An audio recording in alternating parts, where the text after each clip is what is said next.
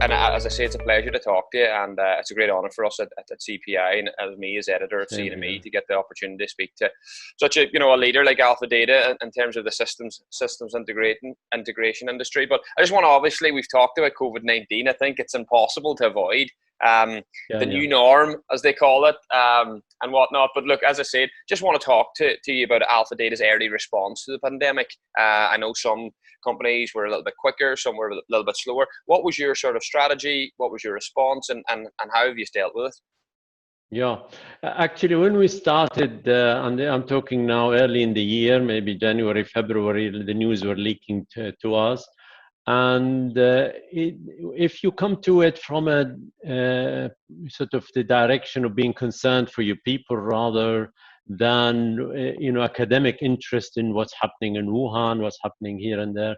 So we started to feel serious concern, especially with the staff party coming up, that we will have maybe 400 people in one space, one location. I was not feeling comfortable with that. So we started off by canceling a staff party. At the time, even hotels were quite upset that we're canceling. But it just didn't add up for me that we'll have 400 people hugging and kissing and greeting and then sharing food and utensils and what have you. Yeah, So that helped us a great deal not to start the year on sort of wrong footing. We were also early. There wasn't really much guidelines because not much had happened in the UAE to begin with, of what happens if you find somebody positive in your company. yeah, Like we have in Dubai, Abu Dhabi, each floor has about 80 people. So if you end up with one positive, does that mean you close the floor, you go home, you isolate everybody, isolate one person? And when you are an IT company, every person is crucial for supporting a customer. yeah, So saying to them, isolate, work from home, don't come to the office, can be crippling at the early stages. In time, obviously, we learned how to go about it, how to be effective working from home. And we're very fortunate in the industry we are that all the tools enable us to work remotely, to connect with the customers remotely. So it's been, in many ways, a new learning experience, a new norm that actually most of our people welcomed. So while initially everybody was so restless when we said, "I tell you what, you better go and work from home yeah, just to be safe." I can't tell you just how many people say, I can't stand it. I've had 2 days and suddenly they have to face the children. yeah, They have to be with their wives or husband. They, depending on the person, some of them had very small flats. yeah, Give it 2 months. It is taking quite a bit to convince them to go back to the office. So human nature is really interesting how we adapt to things so quickly. yeah, Yeah, the other thing that I found interesting is just how effectively our people worked from home. And they were working sometimes until about 10, 11 o'clock at night. yeah, So instead of working less, they were working more. And we were happy to see our clients who used to be very hard to get to at times kind of opened up and they gave us their mobile or linked up the office to the mobile so our people could reach them anytime they wanted at home. yeah, So that facilitated very fast interaction, cut a lot through a lot of red tape. yeah, I think something that I found really fascinating is just what we thought was impossible suddenly became possible. yeah. I just to give you a story, we had 6 power of attorneys to sign. I don't know if you ever had to go to the courts and go to the notary public, do power of attorney. It's a fairly No, but formal I know process. what the power attorney is, and I've got a friend out here that Yeah, does it for and it. and they're very diligent here about making sure the Yeah, parties are there, that they bring their Emirate IDs, etc. If you told me, say in December or January, that this could be done on a WebEx or a Zoom or a team call, I would have said you're crazy. yeah, These notary publics are so can't do it. sticky. Yeah, I had a call where my partner and I signed 6 documents, notarized them with the notary public, a lady in this case, so she didn't have her video on, but she had us both on. Bring your Emirate ID to the screen. We do. Are you, and you agree to this document? Yes, we agree. 8 minutes, we did 6 notarized documents. Imagine the saving for me, Oh, for my partners to go to the court. It was fantastic. I hope we can continue to do this. What was evidently possible now maybe would have taken 5 years to get to that point. It took a month, and I suddenly we're doing it. yeah, I think that's a great point you've actually made a couple of very interesting points, but I think the speed of how digital transformation has been accelerated, and that's an example of it, where you're saying before people would have said, oh well, this is going to take 2, 3, 4 years, but then when you face a crisis and it needs to be done, they find a way.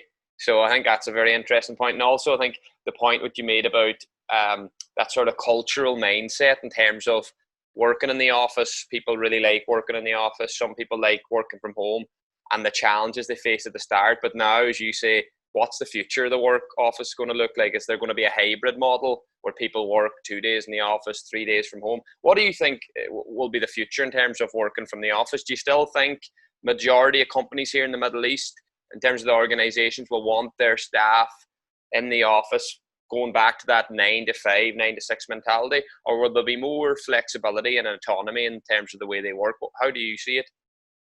Very, very interesting question, because my response to that has shifted over the last 2 months from almost extreme left to extreme right, and I'll clarify. Early days, I thought, okay, we have to do it. We have no choice. It probably wouldn't work, but what else to do? Then I started to see results coming through that actually equal, if not better than before. And then the question started to be, do we really need to go back to the office? These guys are doing a better job Yeah. staying where they are. Productivity had increased. Yeah, but I mean, and not because they're saving on time and commute and parking. Exactly. They were really immediately onto jobs and doing Zoom calls with customers and so on, getting approval much faster, etc. Thought, now this could be the way of the future. And on one hand, I'm happy with that. On the other hand, then I started to think, well, what do we do with all these offices? Because we've invested over the last few years Okay. in a number of office floors, in towers, and so on for our people. Yeah. Is that going to be history, where people we give them a bit of extra allowance to have a bigger flat and have a home office and do it that way? Yeah. So I started even to think down that route. Maybe we should do work from home much more extensively. Yeah. Towards the last few weeks, maybe recently, I started to see another trend coming from the staff, and I'm feeling it directly as well, Okay. that working from home is effective, is practical, is optimal, Yeah. in way achieving results.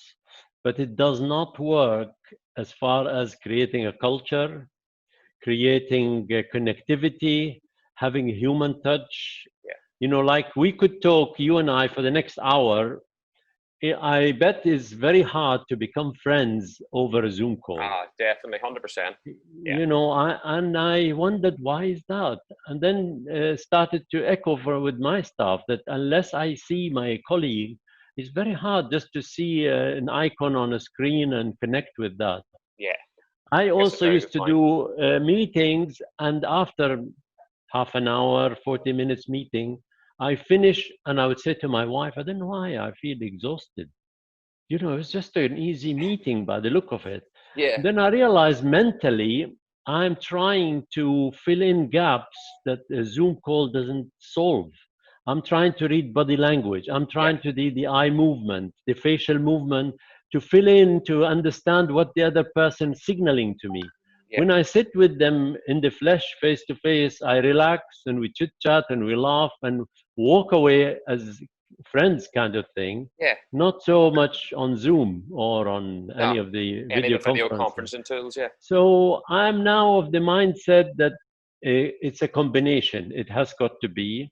So I'm saying to all the managers, I'll leave it up to you with your direct reports to decide which one can give the best results working from home, which one who works, say, as part of a team, and they need to be at the office to sit with their colleague to say they're doing architecting a solution.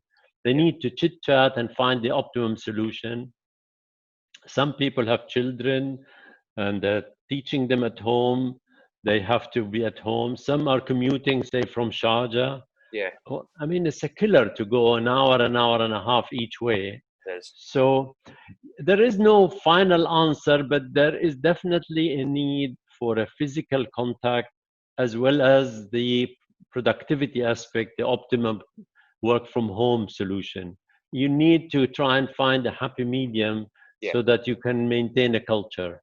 Yeah, I think that's a great answer, and I think we're singing off the same page there, because even for me, I love a lot of aspects about working from home, but I do miss that office environment of just having a conversation or grabbing a coffee, and it is a lot more, you know, intimate than a Zoom call. Like, you can have a Zoom call every day with your colleagues, but you'd far rather meet them, because I think on a Zoom call as well, it's always about work. It's very hard to, have a laugh and a joke. Yeah, Whereas I think in the yeah, office, you miss that sort of interaction. So I think there has to be, as you say, a balance. So maybe someone like me might want to work from home 2 days a week, but I want to be in the office for the other three. So I think if companies adopt that approach where you can have a flexible, as you say, hybrid approach, because I mean, my wife's a teacher, and I know it's been a challenge for parents that are working that then have kids, doing online. So I mean, for them, it's probably been tough for them to get their work done because they've got kids, so they probably can't wait to get back to the office. So I think everyone's different. So I think we can't just go one way or the other. I think it's got to be, as you say, a hybrid model. But some yeah. of the trends you've seen and changing is very interesting.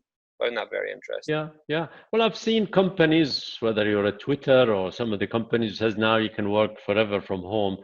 That's all very well. I If think you're a that's digital platform, you probably exactly. can do that. But frankly, and you're probably been with your organization for a while, I fail to see if you take a new recruit on, what exactly, how would you indoctrinate them into the culture and the ethos of the companies? Who are they going to, if you like, interact with to learn? Because they've joined you for a reason. Yeah, And if you sit them at home, you're only going to focus on a very small aspect of the learning experience of joining a company. So I think you really do need to balance it and know that the fun of life and work and being at work and being with your colleague isn't all about results. Because if I want to go strictly about results, I would say go stay at home because I'm getting better results. yeah, Don't come to the office. yeah, But I know that would only last 1, 2, 3, 6 months. And eventually, what is the attachment to the company? Why should they exactly. be at Alpha Data? Yeah, They could be anywhere and just pick up a video call and start working. So yeah, there's a lot of things to tweak, but yeah, the best answer I found is to say to each manager, don't come to me for answers. You have your team, see what's best for them, learn from them. And I've had to adjust. I'm a bit of the old school, so I want things to be disciplined and yeah, And I've learned to think, hey, these guys went home. I have no idea what time they wake up, what time they work, what time they sit with their family, and yet they delivered best results. So what do I care?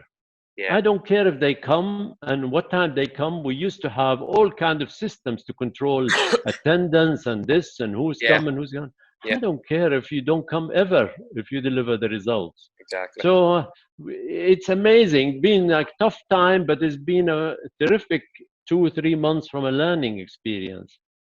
Yeah. No, In I fact, think you've made great points there. Sorry, I cut across you. You were going to finish. no, I was just going to say one of the webinars, I started to do webinars with all the staff because it's very hard I used to do a weekly presentation for the staff once in Abu Dhabi, next week in Dubai. And then I started, as the lockdown started to ease, I posed the question, I felt we're learning so much, and there was a danger that if we leave that way of working and come back to the office, we're in the danger of forgetting the lessons we've learned by being at home. So I've asked them for the next webinar, give me one important lesson you've learned so we can share it and keep it in mind, and we don't lose it in our rush to go back to the office.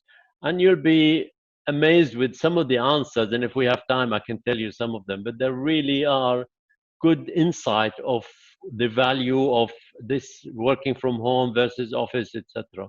Yeah, we have time, so if you're able to share some of them now, it'd be great. Well, okay, let me read very I'm a wee bit quickly. intrigued. Yeah, so these are not in any order, just the way they fired them at me. The first one says, we need our colleagues to keep us motivated. Fair Now, I never thought that is how it works, but it seems to. Saved us a lot of travel and parking time, which translated to results. Of course. We only need one car in the family, which makes sense. Makes in sense. fact, I have two cars sitting in the garage. We don't even use either of them.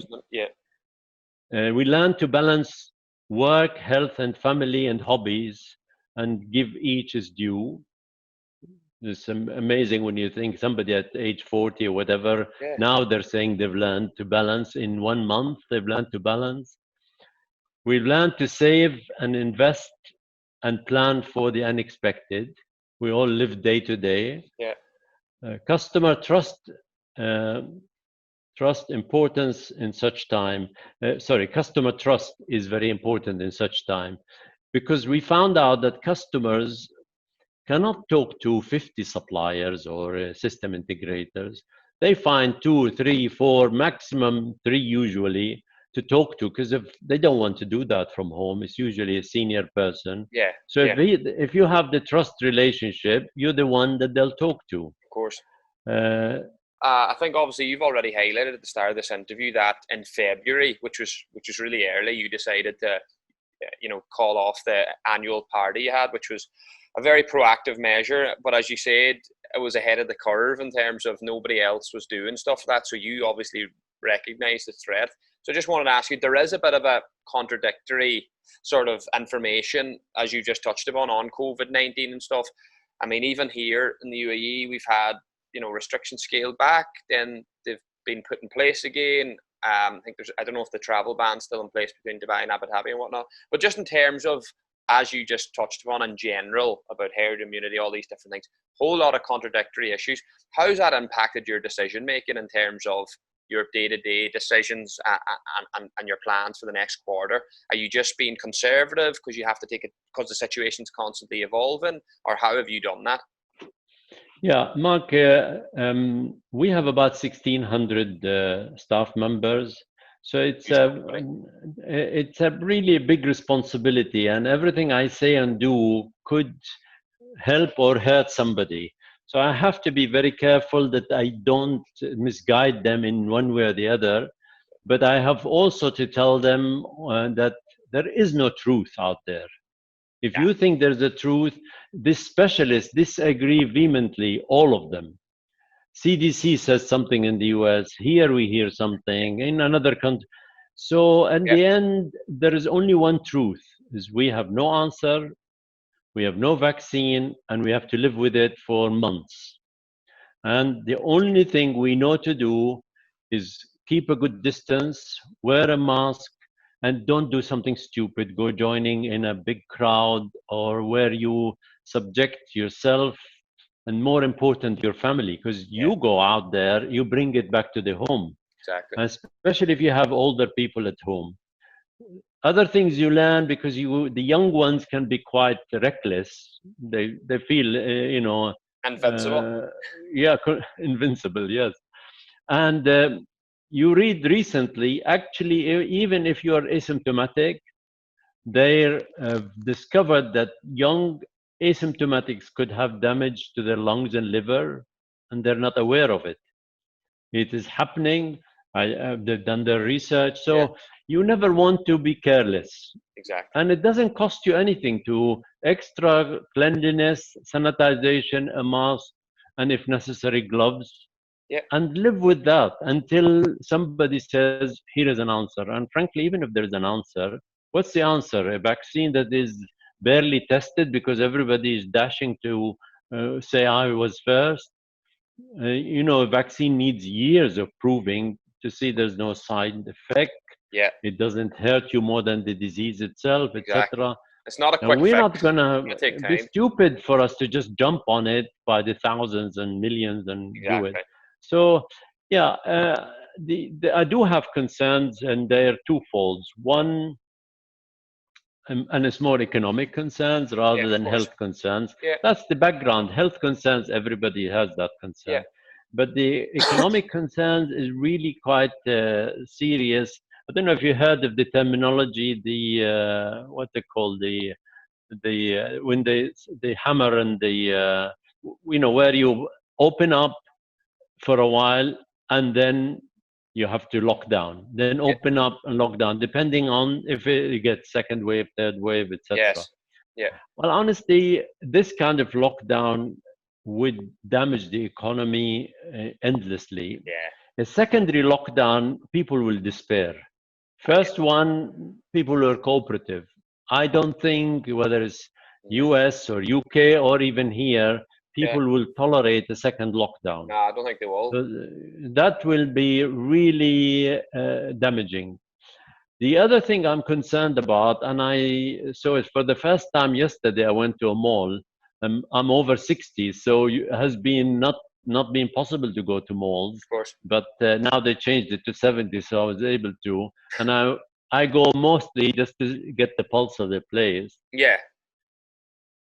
And I saw something, and it was also reflected by the answers my guys told me from the lessons learned, that actually very, very, very few people are shopping. Now, some of it could be fear of going out. Some of it could be maybe money is tight, I would say whatever. probably that. I think one thing we've all learned is the kind of the dopamine hit I get from buying something is not all that necessary. I can do 100%. without it. Definitely. And what happens to society like Dubai, like Abu Dhabi, if people half their spending and Exactly. stop spending on consumer stuff?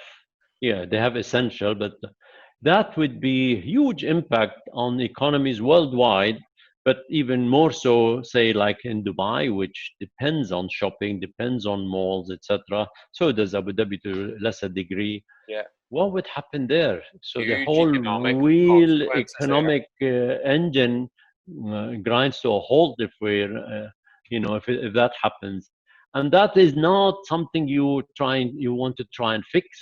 Push people go spend. Yeah. Maybe it was a rational decision. Why should I spend? I don't need it. Yeah. So we're learning lots of things. As they mentioned, we only need one car. So who's going to buy the next car, and so Exactly. on. So the lockdown, especially if there is a secondary lockdown, I think will knock us for six. And the change of spending habit could also have a huge impact. So these are more my concerns. The health concerns are for everybody, but as a company, this would be a serious concern because it changed the landscape Yeah. of the whole economy. But just in terms of obviously Alpha Data, you have a great reputation in the IT industry here, spanning 4 decades, I think. And I think what makes you guys such a success is that customer centricity that you always have. So, in terms of customers, what sort of technologies has Alpha Data focused on in order to help its customers, and what sort of was their main pain points in terms of coming to you guys to help them address? Yeah, obviously the early days they wanted help, all of them, to work from home. Work home, yes, that And transition. yeah, so there was a lot of that, and our people were busy almost 24/7 to equip them, especially government organization. They were very quick to work from home. So that was really big. Yeah, Same happened with education, and then, as you know, as they ramped up the testing, they needed huge testing capabilities throughout the Emirates. So installing all the equipment for them to be able to cope with the volume of testing and all the computer systems and infrastructure. Yeah. So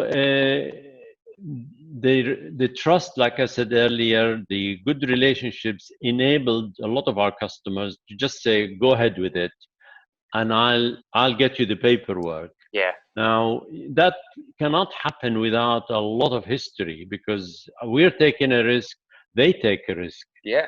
By doing it all on a video call, go ahead and get me this and get me that.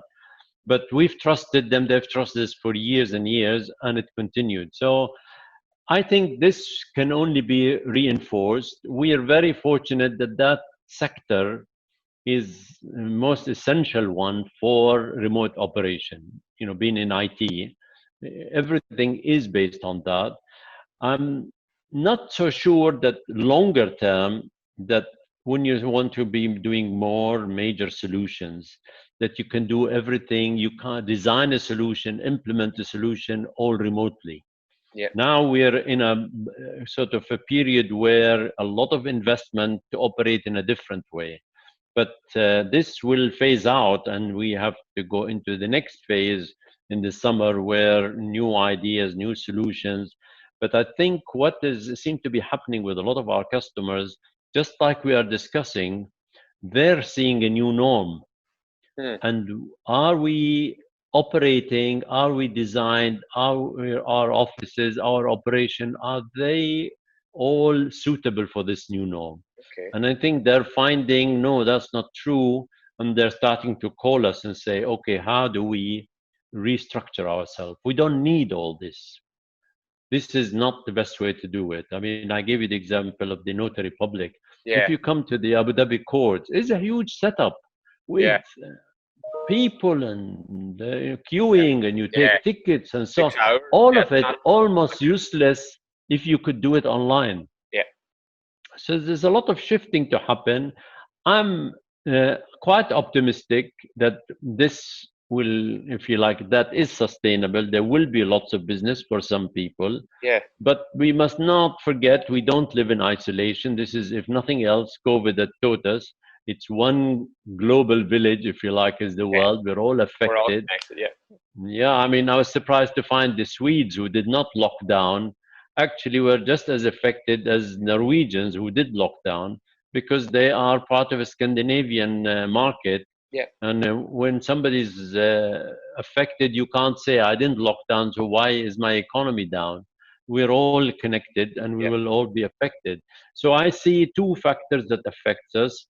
Shift in economic priorities, spending, focus could affect everybody. Yeah.